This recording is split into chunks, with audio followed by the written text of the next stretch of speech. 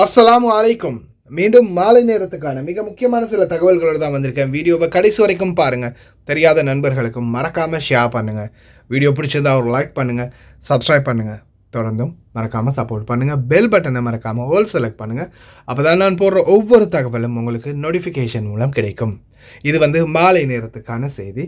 ஒருவேளை நீங்கள் இன்னும் காலையில் போட்ட செய்தியை பார்க்கலன்னா நிச்சயமாக அதையும் செக் பண்ணி பாருங்கள். பல முக்கிய தகவல்கள் இருக்குது. என்ன தெரியுமா? என்ன புத்தகம் தெரியுமா? இதுக்குள்ளே என்னென்னலாம் இருக்குது தெரியுமா? இது எல்லாமே வீட்டு தொழிலாளர்களுக்கான உரிமை. ஒட்டுமொத்த புத்தகமே அதுக்காகவே இருக்குது. கொலையாளி கொடுத்த வாக்கு மூலம் வீடியோ எடுத்து என்னை மிரட்டினார், செய்வதறியாது அவரை நானே கொன்று விட்டேன். மஹபூலாவில் வாகன டயர்களை வச்சு நேச்சுரலாக ஒரு ஜிம் ரெடி பண்ணியிருக்காங்க. ஆனால் அதுதான் பெரிய பிரச்சனையாக வரப்போகுது. லிஃப்ட்டுக்குள்ளே ஒரு பேட்டரியை கையில் எடுத்துகிட்டு போன நபருக்கு நடந்த சோக சம்பவம். லிஃப்ட் உள்ளேயே எரிந்து கருகிய துயரம். கால் இரண்டையும் இழந்த சூழலில் ஒரு நேபாளி ரோட்டோரமாக நின்று கொண்டு வேலை செய்து கொண்டிருந்த நேரத்தில் பின்னால் வந்து அடித்த குவைத்தி வாகனம். அனைத்து தகவல்களையும் பார்க்கலாம். ஆஸ்ட்ரோனமர் ஆதில் அல் சாதுன், குவைத்தை பச்சை பசேலென மாற்றாவிட்டால் எதிர்வரும் காலங்களில் உயிர் வாழ்வதே சிரமமாகும். பாலைவனங்களை சோலை வனங்களாக்க வேண்டும் என்று கூறுகின்றார். அதுதான் குர்ஆன்ல இருக்குது. அதே போல் இந்த பாலைவனங்களை சோலை வனங்களாக்குறதுக்கு முன்னாடி இந்த ரோட்டோரமாக இப்போ இந்த நகரங்களுக்குள்ளே இருக்கக்கூடிய செடி கொடிகள் மரங்களுக்கு கொஞ்சம் தண்ணீரை விட்டாங்கன்னா ரொம்ப நல்லாயிருக்கும். ஆனால் அந்த தண்ணீர் விட போன ஒரு நபருக்கு நடந்த சோகத்தையும் இதோட சேர்த்தே பார்த்துடலாம். ஒரு நேபாள் நாட்டு தொழிலாளர். இவர் இந்த ரோட்டோரமாக செடிகளுக்கு தண்ணீர் விடுறது, அந்த தண்ணீர் பவுசரில் தண்ணீர் விடுறது தான் அவங்களுடைய வேலை. விடிய காலையில் செடிகளுக்கு தண்ணீர் விட்டுட்டு இருக்கும்போது சிங்களம் தெரிஞ்சவங்க ஒரு 2 குட் மார்னிங் ඕවනේ ටැංකර් එක ගිහපු නේපාලිය කකුල කැරලා කුයිටි කැරලා පිටිපැත්තෙන් වද්දලා මල්ලි වාහනේ අර ටැංකර් එක ඉල්ලා පිටිපැත්තෙන් යන්නේ වතුර ගහනට පාන්දර මේ යද්දින් ටැංකර් එක පිටිපැත්තෙන් ඇවිල්ලා කුයිටි දැකින් නැතුව කෙලීම ටැංකර් එක අස්සෙම අරුයි කකුල කපලා මේ දණියකෙන් කපන්න ඕනේ කකුලන් මේ පැය දෙකක් විතර දඟලලා තමයි කුයිටි එක වාහනේ තයින් ගල්ලු ටැංකර් එක පිටිපැත්තට ඇමිනිලා ඇතුළේට ගිහිල්ලා ඔන්න තියෙන වීඩියෝ එක බලන්නකෝ. விடிய காலையில் அதிகாலையில் செடிகளுக்கு தண்ணீர் விட்டுக்கிட்டு நின்றுக்கிற ரோட்டோரமாக இந்த நேபாளி பையன் கால் ஒன்று ஃபுல்லாகவே செதஞ்சிருச்சு. அந்த குவைத்தி வண்டி வேகமாக இந்த பையன் மேலே மோதி இருக்குது. ஒருவேளை அவர் ஃபோன் பார்த்துக்கிட்டு வந்திருக்கலாம் அந்த குவைத்தி, அல்லது தூங்கிட்டு வந்திருக்கலாம், தூக்கத்தில் வந்திருக்கலாம். அதே வேகத்தில் வண்டியில் மோதி இருக்கிறார். கிட்டத்தட்ட 2 மணி நேரங்களாக மெனக்கட்டு தான் அந்த வண்டியை வெளியில் இழுத்தெடுத்து அதுக்கப்புறமா அந்த நேபாளியை வெளியில் இழுத்தெடுத்துருக்கிறாங்க. ஆனால் அவருடைய ஒரு கால் மொத்தமாகவே செதஞ்சிருச்சு. ஹஸ்பி அல்லாஹ் நிஅமல் வக்கீல், அல்லாஹ் யஸ்தர். கால் ஒன்று ஃபுல்லாகவே செதஞ்சிருச்சு. இன்னொரு கால் கொஞ்சம் டேமேஜ் ஆகிருக்குது. ஒரு காலை மொத்தமாகவே அகற்றணும் அப்படின்னு வைத்தியசாலைகளில் சொல்லியிருக்கிறாங்க. அதிகாலையில் எதுவுமே பண்ணலை. இந்த டேங்கருக்கு பின்னால் அவர் செடிகளுக்கு தண்ணி விடுறதுக்காக ரெடி ஆகிட்டு நின்றுருக்கிறாரு. இந்த குவைத்தி வண்டி வேகமாக அடிச்சிருக்குது. வந்த வேகத்திலேயே அடிச்சிருச்சு. அல்லாஹு அக்பர், அல்லாஹு அக்பர். அந்த பையனுடைய கால் மொத்தமாகவே செதஞ்சு போயிருச்சு. தயவு செய்து ரொம்ப கவனம். ரோட்டோரமாக நிற்கிறவங்க தொடர்ந்துமே சொல்கிறது, இந்த ரோட்டோரமாக நிற்கும்போது கவனம். ஃபோனையே பார்த்து நிற்காமல் கொஞ்சம் ரோட்டையும் பாருங்கள் அப்படின்னு. ரொம்ப கவனம். உலகமெங்கும் டெங்கு காய்ச்சல் அபாயமணி. தற்போது பிரேசிலில் ஓர்போஸ் வைரஸால் முதல் இறப்புகளை பதிவு செய்துள்ளது. 2 பெண்கள் 30 வயதுக்கு குறைவானவர்கள் மற்றும் அவர்களுக்கு எந்தவிதமான நோய்களும் இருக்கவில்லை. ஆனால் தற்போது நாட்டில் டெங்கு காய்ச்சல் பரவுவதையொட்டி ஜனவரி 1 முதல் 2024 ஜனவரி 1 முதல் 4824 இறப்புகள் உறுதி செய்யப்பட்டுள்ளன டெங்கு காய்ச்சலால். குறிப்பாக பல நாடுகளில் இந்த மாதிரி பிரச்சனை இருக்குது. அதே மாதிரி குவைத்திலையும் பல வீடுகளில் இந்த மரம் செடி கொடிகள் அதிகமாக வளர்ப்பாங்க. அந்த மாதிரி இடங்களில் கொசுக்கள் நொலும்புகளுடைய தொல்லை அதிகமாக இருக்கும். ரொம்ப கவனமாக இருங்க. இது வரைக்கும் 4824 பேர் உயிரிழந்திருக்கிறாங்க. இது ஒரு துயரமான சம்பவம். ஒரு நபர் லிஃப்ட்டுக்குள்ளே போகிறாரு. லிஃப்ட்டுக்குள்ளே போய் அவர் கையில் ஒரு சார்ஜர் பேட்டரியோட உள்ளுக்குள்ளே போகிறாரு. பேட்டரியோட லிஃப்ட்டு உள்ளே போய் அவர் அந்த லிஃப்ட் கதவை மூடினதும் என்ன நடக்குது அப்படின்றத ஒரு செகண்ட் பாருங்கள்.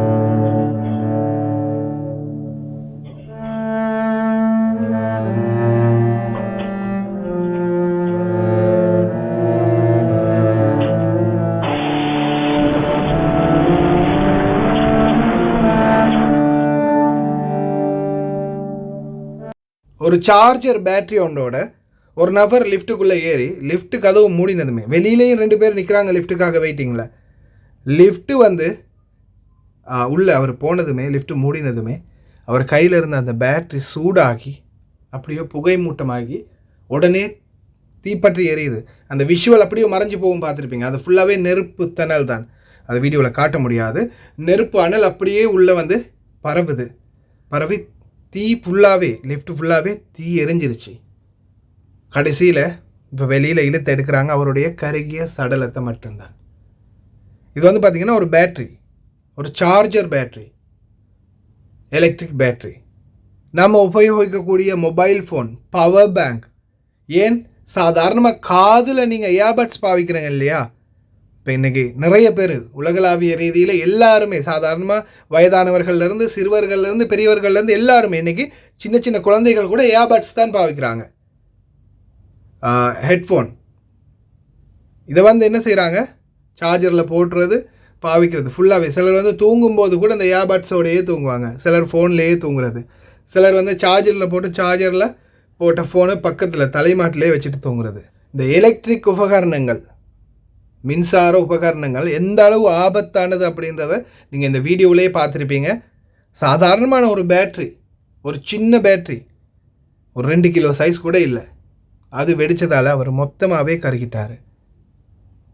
அதே போல் தான் என்னால் முடிஞ்ச சஜஷன்கள் நான் சொல்கிறது, லிஃப்ட்டில் வந்து கேஸ் சிலிண்டர்களை ஏற்றி போனாலும் சரிதான், ரொம்ப கவனம்.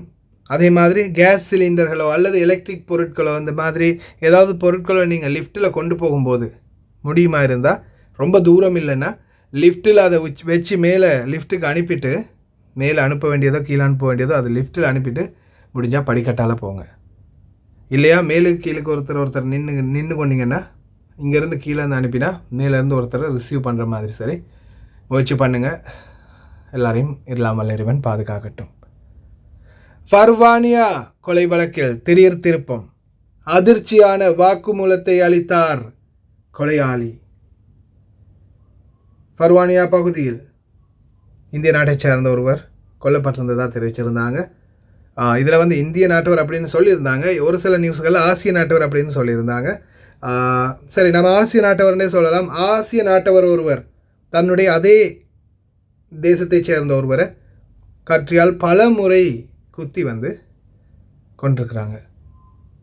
அதுக்கான காரணம் என்ன அப்படின்னு தற்போது கொலையாளியும் கண்டுபிடிச்சு அவரை விசாரணை பண்ணும்போது தன்னுடைய ரகசிய வீடியோ ஒன்றை எடுத்து வைத்து அதை வைத்து அவரை தொடர்ந்து பிளாக்மெயில் செய்து வந்ததாகவும், இதன் அடிப்படையில் சில நாட்களாக அவருடைய தொல்லைகள் அதிகரித்து வந்ததால் தாங்க முடியாத சூழலில் கத்தியால் அவரை நானே குத்தி கொண்டு விட்டேன் என்றும் வாக்குமூலம் அளித்துள்ளார். அவரை வந்து இந்த மாதிரி பிளாக்மெயில் பண்ணியிருக்கிறாங்க அப்படின்றதும் தெரிஞ்ச பிறகு அவர் வந்து கொஞ்ச நாள் தடுப்பு காவலில் வச்சு விசாரணை பண்ண சொல்லியிருக்கிறாங்க. என்ன மாதிரியான சூழல், என்ன மாதிரியான தண்டனைகள் வரும்னு தெரியலை. இதுதான் நிலைமை, பார்த்துக்கோங்க. சில நேரங்களில் நம்ம எடுக்கிற வீடியோ எவ்வளோ ஆபத்தாகும் அப்படின்றதையும் பார்த்துக்கோங்க.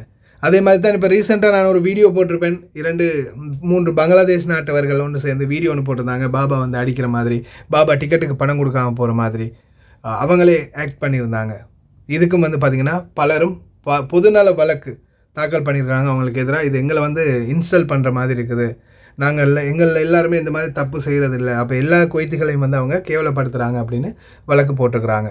வீடியோக்கள் எடுக்கும்போதும் தயவு செய்து ரொம்ப கவனம். இந்த பாபா மாமா ட்ரெஸ் போட்டு இந்த டிக்டாக்ல இருக்கிறவங்க ரொம்ப கவனம். கடைசியில் எவ்வளோ பெரிய பிரச்சனை வரும்ன்றதை பார்த்துக்கோங்க. சுகாதார அமைச்சகத்தின் அனுசரணையின் கீழ் மற்றும் அவர்களின் மாண்புமிகு சுகாதார அமைச்சர் டாக்டர் அகமது அப்துல் வஹாப் அல் அவ்வாதி முன்னிலையில் மருந்து பாதுகாப்பை மேம்படுத்துவதற்காக அல் அதான் மருத்துவமனைக்கு மருந்துகளுக்கான பெட்டகம் திறக்கப்பட்டது. இது பல லட்சம் மில்லியன் மருந்துகளை உள்ளடக்கியதாக தெரிவித்திருக்கிறாங்க. அனைத்து மருந்துகளுக்குமான பெரிய ஒரு ஸ்டோர் ஒன்று ஓப்பன் பண்ணியிருக்காங்க அல் அதான் மருத்துவமனையில். பிஸ்மில்லாஹிர் ரஹ்மானிர் ரஹீம். مبنى المستودعات الطبية في مستشفى العدان والمخصص للتخزين الاستراتيجي للأدوية والمستهلكات الطبية يعتبر جزءا رئيسيا من مشروع مستشفى العدان الجديد، ويأتي تعزيزا للبنية التحتية الصحية بما يتماشى مع رؤية الكويت لتحقيق التغطية الصحية الشاملة وتقديم خدمات طبية متميزة للمواطنين. يأتي افتتاح مبنى المستودعات الطبية ضمن الخطة الاستراتيجية لتعزيز المخزون الدوائي في البلاد، حيث تغطي هذه المستودعات منطقة الأحمدي الصحية بسعة تخزينية تبلغ 11,000 متر مربع و8,000 وحدة تخزينية بارتفاع 14 متر. المساحات التخزينية مقسمة بطريقة علمية دقيقة لتشمل الأدوية والمستهلكات الطبية، بالإضافة إلى غرف مبردة وغرف مخصصة للمواد القابلة للاشتعال. ونسبة التخزين المستخدمة الحالية تبلغ 77% من إجمالي سعة المخزون. هذه المستودعات بزيادة عن السعة التخزينية السابقة بنحو 35% تتضمن نظم التخزين عالي الكثافة VNA، وهي من أحدث نظم التخزين التي تتيح مضاعفة الاستفادة من المساحات المتاحة. شكرا لكم جميعا، ومع أطيب التمنيات بموفور الصحة والسلام. ஜஹரா கவர்னரேட்டில் தொடர்ந்தும் நகராட்சியின் தேடுதல் பணி.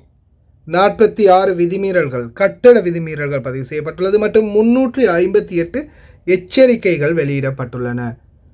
முதலீடு மற்றும் வணிக வீடுகள் குறித்த 6வது மற்றும் இறுதிச் சுற்றில் ஜஹரா கவர்னரேட் சோதனைகள் ஆரம்பமாகியுள்ளது குவைத்துடைய முனிசிபாலிட்டியினால். مهندس يوسف عويدي البذالي مدير محافظة الجهراء بالوكالة ومدير إدارة التطوير والمتابعة الهندسية في بلدية الكويت. حاليا نقوم بتكثيف الحملات على العقارات المخالفة الاستثماري، سواء كان في السراديب أو في المعلقات. هذا استكمالا لعملنا السابق، وحاليا نقوم بتحرير محاضر مخالفات، وقريب إن شاء الله يتم إرسال هذه المحاضر إلى الإدارة القانونية. هذه أحد العقارات اللي تم إزالة، اللي طبعا هي ناتج إيجابي للحملة اللي قمنا فيها خلال حملتنا السابقة اللي في الأسابيع اللي فاتت. قام مالكين العقارات بإزالة جميع المخالفات اللي موجودة عندهم، سواء باستغلالهم للسراديب أو تسكير المعلقات. هذه أحد الإيجابيات اللي حصلت مع تطور نظم المعلومات في بلدية الكويت، اللي عطتنا إتاحة للتواصل مع المالك عن طريق إرسال شعارات سهل بشكل مباشر للمالك. كذلك النظم الإلكترونية حاليا صار ربط ما بين وزارة العدل والبطاقة المدنية لاستخلاص جميع المعلومات من آخر مالك ورقم البطاقة الرقم المدني للمالك، وجميعها هذه يتم استخلاصها وتعبئتها في المحضر المخالفة. இதுக்கு சும்மாவே இருந்திருக்கலாம் அப்படின்ற மாதிரி ஒருத்தர் இன்ஸ்டாகிராமில் ஒரு வீடியோ எடுத்து பப்ளிஷ் பண்ணுறாரு. பாருங்கள், மஹபூலாவில் வாகன டயர்களை வச்சு, அதே மாதிரி சில உபகரணங்களை வச்சு அவங்களே ஒரு கிளப் மாதிரி ஒரு ஜிம்மை ரெடி பண்ணியிருக்கிறாங்க பொதுவெளிகளில். பாருங்கள், எந்த ஒரு பெரிய செலவும் இல்லாமல் நேச்சுரலான ஜிம்மை ரெடி பண்ணியிருக்காங்க அப்படின்னு ஒரு வீடியோவை பப்ளிஷ் பண்ணியிருந்தாங்க Instagram. This is a completely man-made gym. Let me show you. Come. لأول مرة بالكويت من المهبولة تحديدا، مثل ما انتم شايفين الجيم هون برا، جيم اوت دور، جيم فور فري. هذا تمرين شنو؟ هذا تمرين خواصر. 16 17 3. Where are you from? From Nigeria. Nigeria. The creativity, huh? This is the pull-up bar. كيف عندك الجو تحت؟ It's 50 degrees outside there. Look at the flexibility. 50 degrees outside there. Look at the flexibility over here. Can your gym trainer do this? الحرارة 56، بس شوفوا الإبداع. شوفوا كيف عاملين الدمبلز. إبداع. Sir, what is your age? 52. Wow, look at this guy. 52 years, 50 degrees, and still exercising. What's your excuse? هون لا بيدوروا على لبس ولا بيدوروا على مظهر ولا بتهم من المظاهر أصلا. شوف كيف عم يتدربوا. درجة حرارة 50. Hats off to all these guys. Most of them are bachelors. They don't need any fancy equipment, but they get the job done. உள்துறை அமைச்சகமே சம்பந்தப்பட்ட அதிகாரிகளே மஹபூலாவில் நிலத்தின் கட்டுப்பாட்டை கைப்பற்றி அதை car டயர்களால் மற்றும் பல குப்பைகளால் மூடி இந்த மாதிரி ஒரு அரசு நிலத்தை ஆக்கிரமிப்பது சாத்தியமா, அனுமதிக்கப்படுமா? என் வீட்டுக்கு பக்கத்தில் ஒரு முற்றம் அனுமதித்தால் நான் அதை கம்பியால் மூடி அதை கிளப் ஹவுஸ் ஆக்குவேன், பரவாயில்லையா? போச்சா, சும்மா வீடியோ எடுக்காமல் விட்டுருந்தாலே அது அதில் பாட்டில் இருந்திருக்கும். கடைசியில் வீடியோ எடுத்து படிச்சு விட்டாங்க. தேவையா இது? என்னடா இது புத்தகம்? என்னதான் இருக்கு இதில்? மனித வளத்தின் தொழிலாளர் பொது ஆணையகத்தின் பொதுவான சூழல், public authority for man power, வீட்டு தொழிலாளர்கள் 2015 ஆண்டின் வீட்டு தொழிலாளர் சட்டம் எண் 68. 2015க்கு பிறகு இந்த சட்டமே வரலையான்னு கேட்டிங்கன்னா இல்லை, வந்திருக்குது. மற்றும் 2022 கீழ் சட்டம் 22 எண் 2015 ஆண்டின் வீட்டு பணியாளர்கள் தொடர்பான சட்ட எண் 68 நிர்வாக ஒழுங்குமுறைகளின் அமைச்சர் முடிவு 2022 ஆண்டு இந்த புதிய சட்டம் கொண்டு வந்திருக்கிறாங்க. இதில் நம்ம முதலாவதாக பார்க்க போவது ஆர்டிக்கல் 27. ஆர்டிக்கல் 27 என்ன சொல்லுதுன்னா, ஒப்புக்கொள்ளப்பட்ட நேரத்தில் ஊதியத்தை வழங்குவதில் முதலாளி தாமதமாக இருந்தால் வீட்டு பணியாளருக்கு சரியான நேரத்தில் ஊதியம் வழங்கப்படாத ஒவ்வொரு மாதத்திற்கும் 10 குவைத் தினார் தொகைக்கு தொழிலாளருக்கு உரிமை உண்டு. 10 குவைத் தினார் அவர் கொடுக்க வேண்டும். மேலதிகமாக ஒரு மாதத்துக்கு ஒரு நாள் சரி லேட் ஆகினால் சம்பளம் கொடுக்கறதுக்கு. அது ஆர்டிக்கல் 27. இந்த ஆர்டிக்கல் 27 தான் இவங்க சொல்கிறாங்க. இது வந்து பார்த்தீங்கன்னா பார்ட் 2 பெனால்டிஸ் எகெயின் த எம்ப்ளாயர். நம்மளுடைய கஃபில், நம்மளுடைய ஸ்பான்சர் நம்மளுக்கு செய்யக்கூடிய அநீதிகளுக்கு அவங்களுக்கான பெனால்ட்டி, அவங்களுக்கு எதிரான அந்த சட்டம் நடவடிக்கை என்ன அப்படின்றது தான் போட்டிருக்காங்க. அடுத்ததாக ஆர்டிக்கல் 28. ஆர்டிக்கல் 28 என்ன சொல்லுதுன்னு பார்த்தா, மேலதிக நேர வேலைக்காக வீட்டு பணியாளர்களுக்கு இழப்பீடு வழங்க முதலாளி மறுத்தால் வீட்டு பணியாளருக்கு அவருக்கு எதிராக வீட்டு தொழிலாளர் துறைக்கு புகார் அளிக்க உரிமை உண்டு. புகாரை படித்த பிறகு ஒப்பந்தத்தில் ஒப்புக்கொள்ளப்பட்ட ஊதியத்தை விட 2 மடங்குகளுக்கு குறையாத நியாயமான இழப்பீட்டை வழங்குவதற்கு துறை முதலாளியை கட்டாயப்படுத்தும். நம்மளுடைய எக்ரிமெண்ட்ல எத்தனை அவர் வேலை மென்ஷன் பண்ணியிருக்கதோ அத்தான அவரை தவிர அதிகமாக ஒரு அவர் 2 அவர் தொடர்ந்து நம்மள்கிட்ட வேலை வாங்கினா 2 மாத சம்பளம் எக்ஸ்ட்ராவாக கொடுக்கணும் கஃபீல் சட்டம். அத்தியாயம் 6 சேவையின் இறுதி பணிக்கொடை கட்டுரை 23. பணியாளருக்கு சேவை முடிவின்படி ஒவ்வொரு ஆண்டும் உள்துறை மாத ஊதியம், ஒரு மாத கால சம்பளம், ஒரு வருடத்திற்கு கொடுக்க வேண்டும். இதுதான் நம்ம சொன்ன போனஸ். ஒரு வருட முடிவில் ஒரு மாத சம்பளம் முதலாளி கொடுக்கணும். 2 வருடம்னா 2 மாதம், 5 வருடம்னா 5 மாதம், 10 வருடம்னா 10 மாதம். The Domestic Worker Law number 68 of 2015. The Ministerial Decision number 22 of 2022. Head of Executive Regulation of the Law number 68 of 2015 concerning domestic workers. வீட்டு தொழிலாளர்களுக்கான உரிமை பற்றிய மனித வளத்துக்கான பொது ஆணையகத்தில் ஒரு புத்தகம் தான் இது. இந்த புத்தகத்தில் நம்மளுக்கு தேவையான ஒரு சில பிரதிகளை மட்டும் நான் வந்து கேட்ச் பண்ணி எடுத்திருக்கிறேன். உயர் மட்டங்கள் நம்மளுக்கு ஆதரவாக இருக்கிறாங்க. ஆனால் சில நேரங்களில் அவங்களாலையும் எதிர்த்து செயல்பட முடியாத காரணத்தால் அவங்க வில்லாக இருந்தாலும் அம்பை வந்து நம்மளை உபயோகிக்கிறாங்க. பரவாயில்ல, நாங்கள் அம்பாக இருந்துட்டு போகிறோம். ஆனால் உங்களோட நாங்கள் அன்பாக இருக்கிறோம், ஞாபகத்தில் வச்சுக்கோங்க. ஏன்னா நம்ம எல்லாரும் ஒரே மட்டம், ஒரே தொழிலாளர்கள். நம்ம எல்லாரும் வெளிநாட்டு தொழிலாளர்கள். ஒவ்வொரு சங்கத்துக்கும், ஒவ்வொரு தொழிலாளர்களுக்கும் ஒரு சங்கம் இருக்கும். வெளிநாட்டு தொழிலாளர்கள் அப்படின்னு நம்மளுக்கான ஒரு சங்கமும் இல்லை, நம்மளுக்கான ஒரு உதவிக்குழுவும் இல்லை.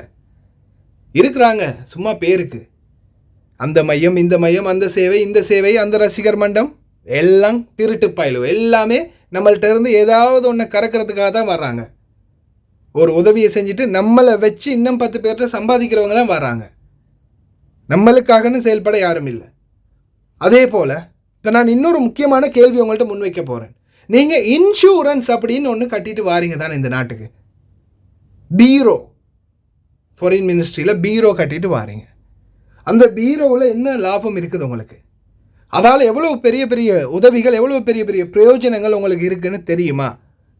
சாதாரணமாக இந்த நாட்டில் இருந்து நீங்கள் நோய்வாய்ப்பட்டு போனால் அதற்குரிய சன்மானம் அந்த நாட்டிலேருந்து, நம்ம நாட்டிலேருந்து நம்ம எடுக்கலாம். அது ஒன்று.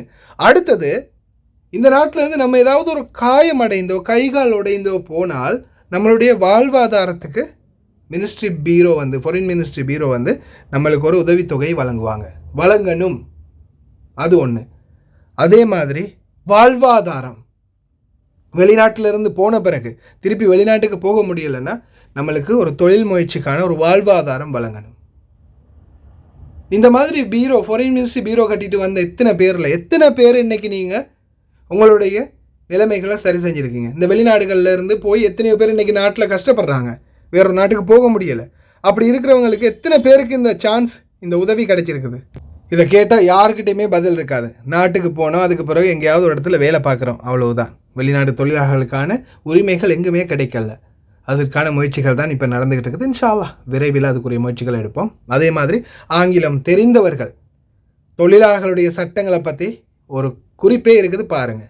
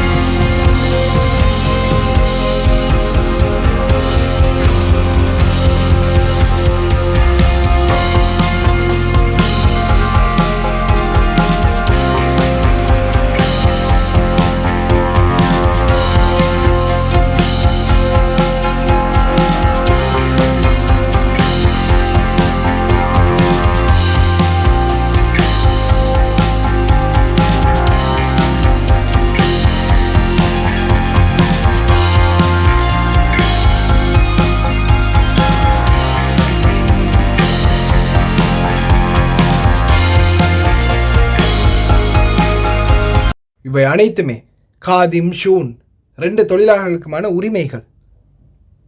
டொமஸ்டிக் ஒர்க்கருக்கு மட்டும் இல்லை, ஷூனில் வேலை செய்கிறவங்களுக்கும் வாய்ப்பு இருக்குது. ஏன் ஒரு வருடத்துக்கு 15 நாள் போனஸ் வந்து ஷூனில் வேலை செய்கிறவங்களுக்கும் இருக்குது. சரியான முறையில் நாமளும் அதிகாரிகளை அணுகி சம்மந்தப்பட்ட அதிகாரிகளை நாமளும் அணுகணும். சரி, வீட்டு பணிப்பெண்களால் முடியலை, ஓட்டுநர்கள் எத்தனையோ தடவை வெளியில் போகிறீங்க வாரீங்க, எத்தனையோ பேர் லீவுக்கு போகிறீங்க வருவீங்க. சரி, ஜப்ரியா பக்கம் எத்தனை பேர் போகிறீங்க, ஷார்க் பக்கம் எத்தனை பேர் போகிறீங்க, இந்தியர்கள் இலங்கையர்கள். உங்கள் தூதரகத்தில் போய் ஏன் நீங்கள் அதிகாரிகள்கிட்ட இதை பற்றி கேட்குறது இல்லை? ஏன் இதை பற்றி முறைப்பாடு பண்ணுறதில்ல? எங்களுக்கு இந்த மாதிரி இருக்குது, ஏன் பெற்றுக் கொடுக்க மாட்டீங்க அப்படின்னு ஏன் கேட்குறது இல்லை? அதிகாரிகளை மட்டுமே குற்றம் சொல்லி சரி வராது இல்லையா? நம்மளும் கேட்கணுமே. நம்ம போய் கேட்டால் தானே, மாடு உசும்பினா தானே மணி உசும்பும். கேள்வி கேட்டால் தானே அதுக்கு பதில் கிடைக்கும். முயற்சி செய்யுங்க. உங்களுடைய நியாயங்களை நீங்களே முயற்சி செய்து பெற்றுக்கொள்ளுங்கள். கடைசி வரைக்கும் பார்த்து எல்லாருக்குமே ரொம்ப நன்றி. தெரியாத நண்பர்களுக்கு மறக்காமல் ஷேர் பண்ணுங்கள். வீடியோ பிடிச்சிருந்தா ஒரு லைக் பண்ணுங்கள், சப்ஸ்கிரைப் பண்ணுங்கள்.